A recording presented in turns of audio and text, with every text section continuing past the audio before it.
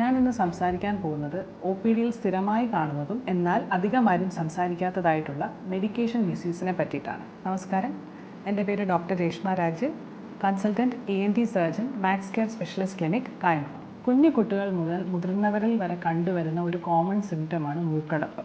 മൂക്കടപ്പ് പല കാരണങ്ങൾ കൊണ്ടാവാം, അലർജി കൊണ്ടാവാം, അല്ലെങ്കിൽ ഒരു ഇൻഫെക്ഷൻ വന്നത് കൊണ്ടാവാം, എന്ത് കാരണം കൊണ്ടായിക്കോട്ടെ.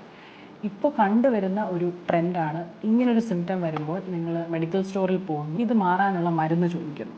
അവർ ഒരു തുള്ളി മരുന്ന് തരികയാണ് ചെയ്യുന്നത്. ആ തുള്ളി മരുന്നിൽ അടങ്ങിയിരിക്കുന്ന കണ്ടൻറ്റ് സൈലോമെത്തസോളിൻ അല്ലെങ്കിൽ ഓക്സിമെത്തസോളിൻ എന്ന് പറഞ്ഞ നേസൽ ഡീകൺജസ്റ്റൻറ്റ് മെഡിക്കേഷനാണ് അവർ തരിക.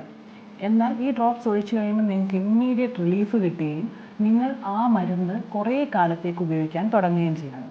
ഇങ്ങനെ ചെയ്യുമ്പോൾ എന്താ സംഭവിക്കുക?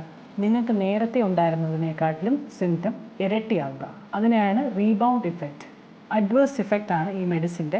ഒരു നിശ്ചിത കാലയളവിൽ കൂടുതൽ ഉപയോഗിച്ച് കഴിഞ്ഞാൽ അതിന് റീബൗണ്ട് ഇഫക്റ്റ് വന്ന് റൈനൈറ്റിസ് മെഡിക്കമെൻറ്റോസ എന്നൊരു സിറ്റുവേഷനിലേക്ക് പോവുകയാണ്.